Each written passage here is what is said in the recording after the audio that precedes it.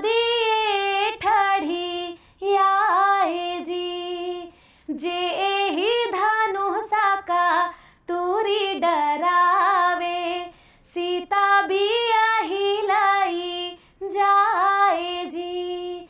बड़े बड़े देश के भूपत आए, धनुषा जुमूस नहीं खाए जी। इतने में सिया रानी गौरा पूजन गई, मैया से मांगेली सुहाग जी। तब ही तह राजा राम सभा बीच पहुँचे, धनुषा काली हाले उठाए जी। औरी धनुषा कह तूरी राम किए नव खंडा, सीता भी हिलाई जाए जी। सीता भी हिलाई जाए जी। ए जी सीता भी हिलाई जाए जी। दोस्तों, विवाह संस्कार सिर्फ एक सामाजिक परंपरा नहीं बल्कि दो प्रवाहों का मिलन है। ये वो संस्कार है जहाँ विश्वास की नींव पर 7 वचनों का महल खड़ा होता है।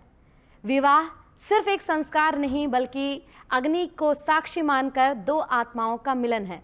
आत्माओं का मिलन है और हमारे संस्कारों की आत्मा है हमारे संस्कार गीत।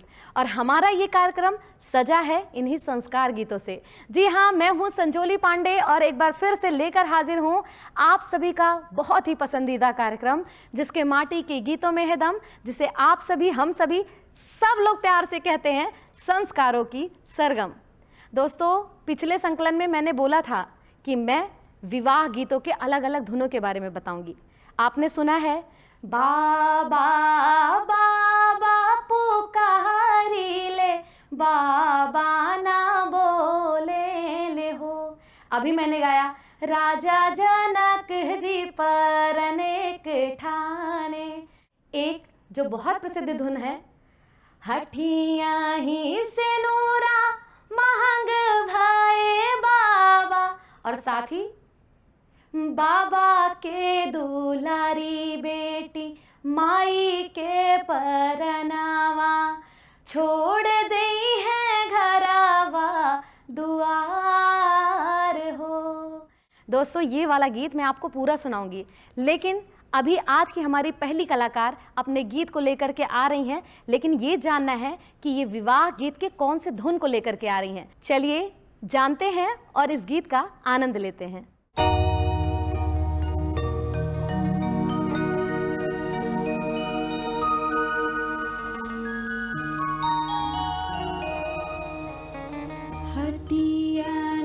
से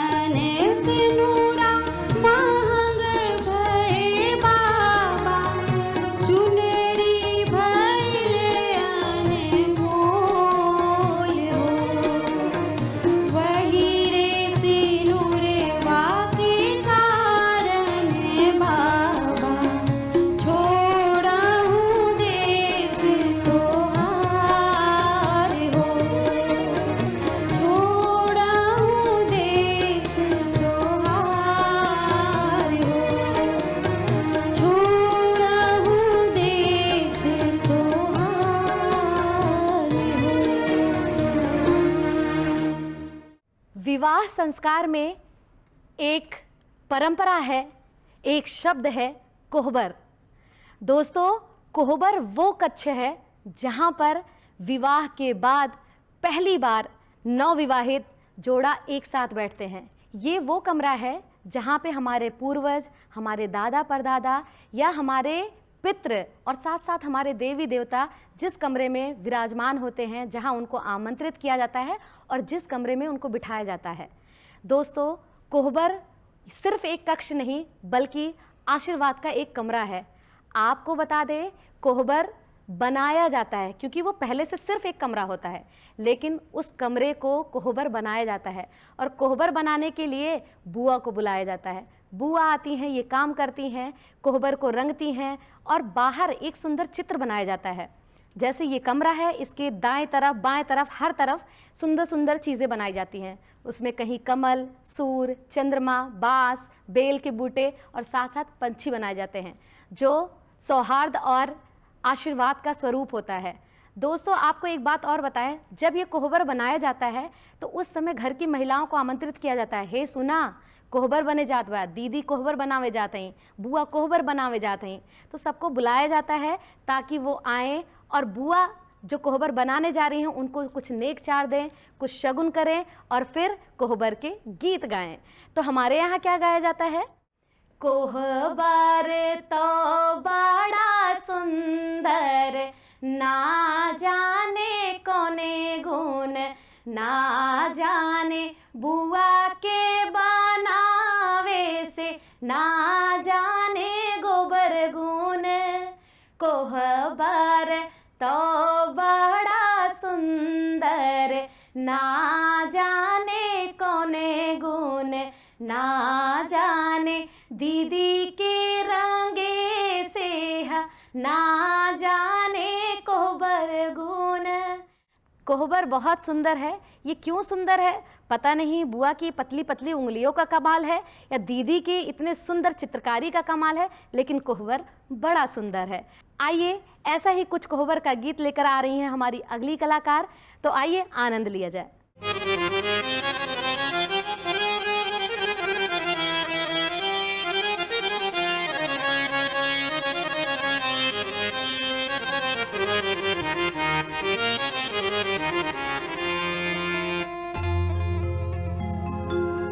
पातर पातर अंगूरी के ननदा हमार हो, पातर पातर अंगूरी के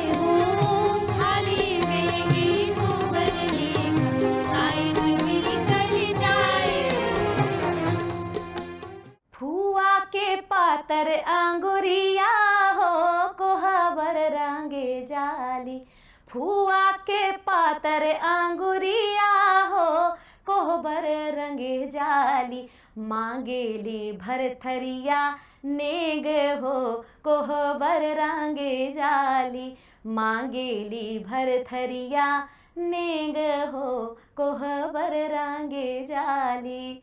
हाँ, ऐसे ही बुआ के लिए, दीदी के लिए और भी बहुत सारे गीत हैं। लेकिन दोस्तों, एक ही संकलन में हमें अलग अलग रस्मों के बारे में बताना होता है, अलग अलग गीतों के बारे में बताना होता है और अपने कलाकारों को बुलाकर उनका गीत आप तक पहुंचाना होता है। इसलिए कोहबर के गीत को अभी छोड़ते हैं और आगे बढ़ते हैं, क्योंकि विवाह गीतों का अथाह सागर है। ये गीत ऐसे हैं जो कभी ख़त्म ही नहीं होते। आप 2-4 महिलाओं के पास बैठेंगे तो अलग गीत पाएंगे, किसी और के पास जाएंगे तो कुछ अलग गीत पाएंगे। अलग अलग क्षेत्र में, अलग अलग बोली भाषा में अलग अलग गीत गाए जाते हैं और विवाह गीत इतने सुंदर, इतने मार्मिक होते हैं जिनके बारे में कुछ कहा ही नहीं जा सकता है।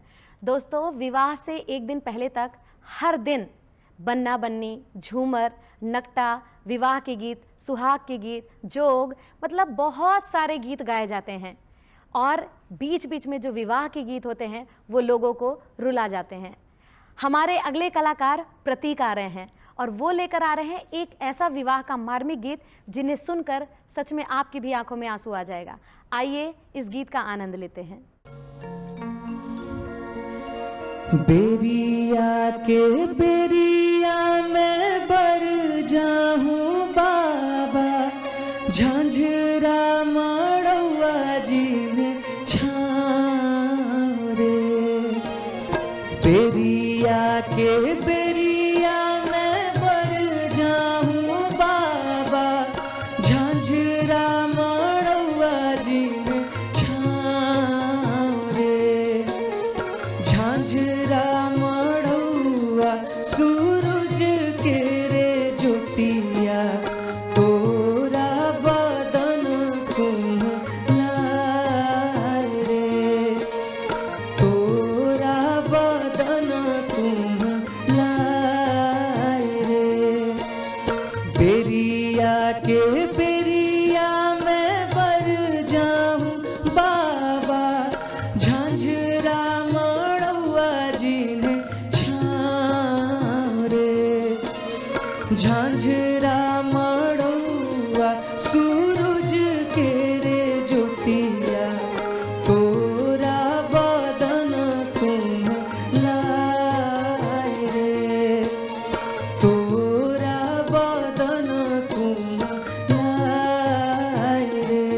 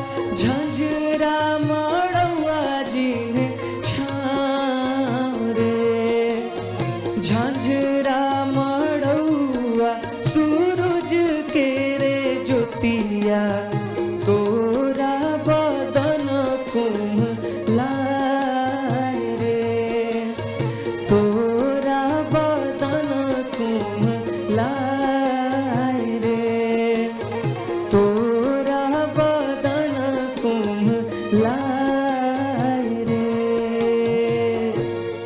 अरे माई हमके जोगवा सिखाई तो ससुर घर जैती ए हारी। माई हमके जोगवा सिखाई तो ससुर घर जैती ए हारी, ससुर घर जैती ए हारी। माई हमके जोगवा सिखाई तो ससुर घर जैती ए हारी। माई हमके जोगवा सिखाई तो ससुर घर जैती ए हारी। हाँ, आप सोच रहे हैं ना कि भाई ये शगुन का गीत चल रहा था, विवाह का गीत चल रहा था, कोहबर का गीत चल रहा था, ये संजोली भला जोग का गीत क्यों गा रही है। तो अभी तो मैंने आपको बताया कि विवाह के एक दिन पहले तक हर गीत को दोबारा गाया जाता है, चाहे वो विवाह का गीत हो, चाहे शगुन का गीत हो, सुहाग का गीत हो या जोग का गीत हो। तो इसीलिए मुझे ये जोग का गीत याद आ गया। अब आपको एक बार फिर से मैं बता दूं जोग होता क्या है। जोग का गीत वो होता है जब कन्या अपनी माँ से कहती, माँ कुछ ऐसा उपाय बताओ, कुछ ऐसा तरीका बताओ, कोई ऐसी बात बताओ जिसको जान के मैं ससुराल जाऊं तो अपने ससुराल वालों को खुश कर सकूं। उनके ऊपर कोई ऐसा जादू टोना जैसा कर दूं, लेकिन वो जादू टोना नकारात्मक नहीं है बल्कि सकारात्मक है। कोई ऐसा जादू टोना कर दूं कि सब मोहित हो जाएं और वहाँ मेरा मान सम्मान हमेशा बना रहे। लेकिन वर की तरफ, चूँकि विवाह से पहले हम लोग देखते हैं वर और कन्या को घर में रोक दिया जाता है कि बाहर मत जाना, नहीं तो कोई इस सुंदर चेहरे पर जादू टोना कर देगा। तो उधर का जो जोग गीत होता है वो अलग होता है। अब अलग अलग तरीके के जोग के गीत गाए जाते हैं। तो हम चलिए जानते हैं कि हमारी अगली कलाकार कृतिका आ रही हैं, वो कौन सा जोग का गीत लेकर आ रही हैं। चलिए आनंद लिया जाए। नदिया किनारे है, नदिया किनारे जोगिया आल बर माई, कह टूट जोग सीखे जैती रे माई, कह टूट जोग सीखे। नदिया किनारे है, नदिया किनारे जोगिया आल बर माई, कह टूट जोग सीखे जैती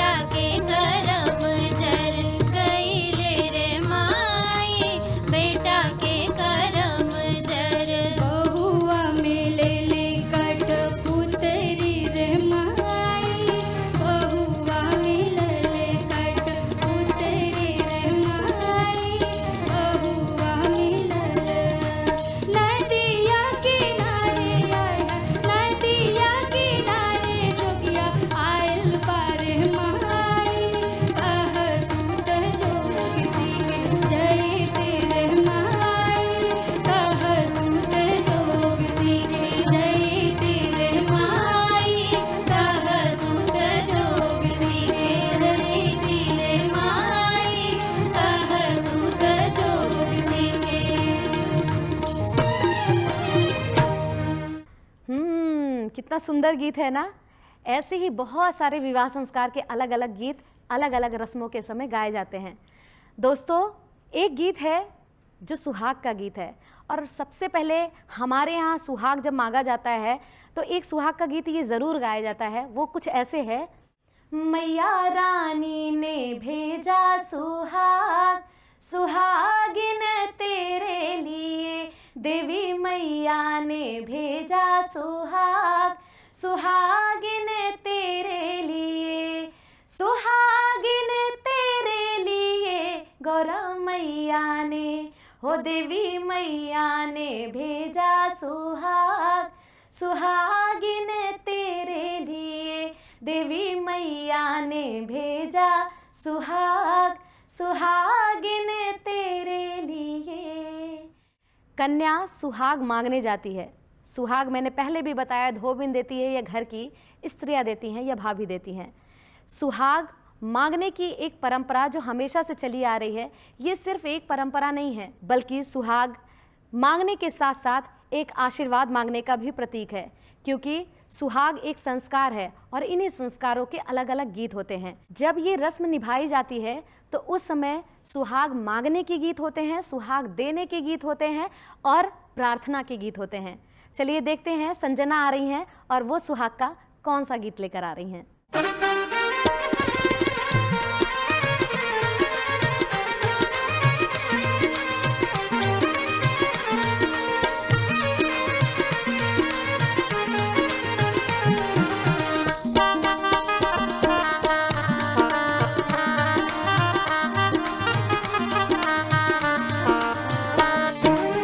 घुमड़त आवे सुहाग मोरे अंगने, घुमड़त आवे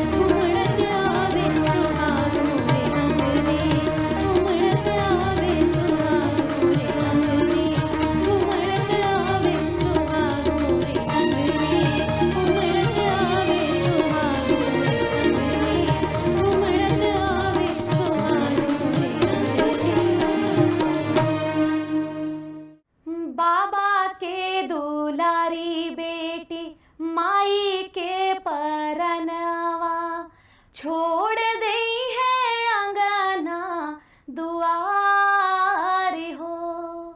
बाबा कहते हैं गढ़ देहु सोनेरा तू गढ़ देहु कंगन, हेर लागे सुघर सोनार हो।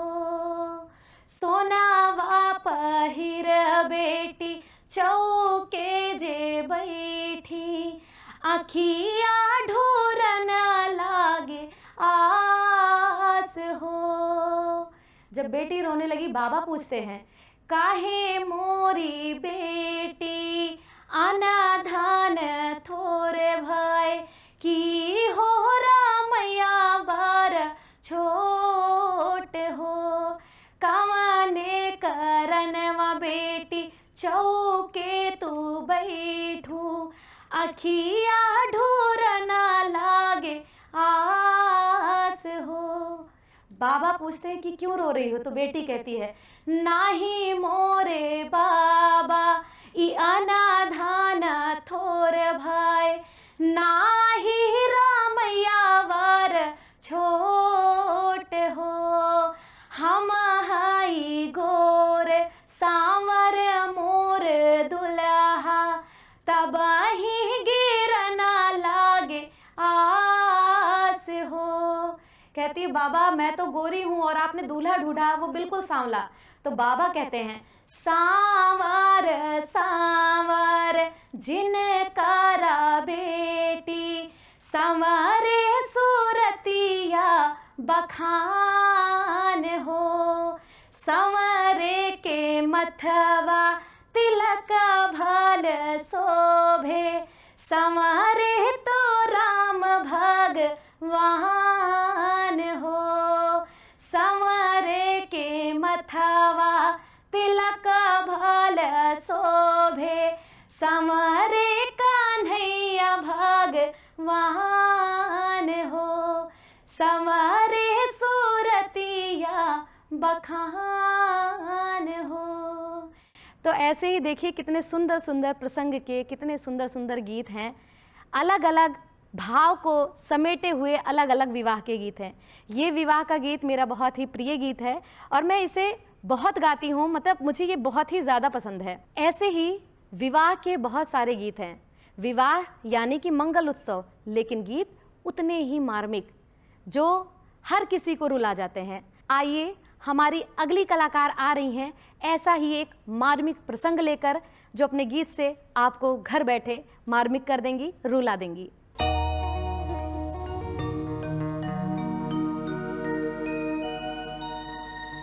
नीरे चूए बाबा नीरे चूअत है, नीरे चूए आधी रात हो। नीरे चूए बाबा नीरे चूअत है, नीरे चूए आधी रात हो। वही रे बबैया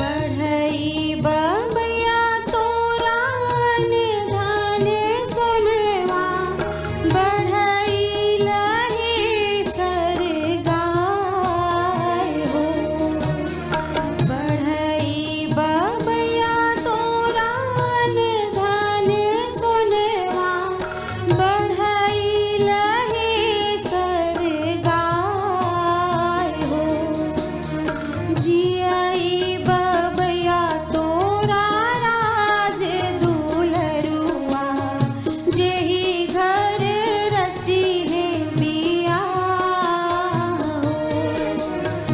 जियाई बबैया तोरा राज दुलरुआ जेही घर रची है बिया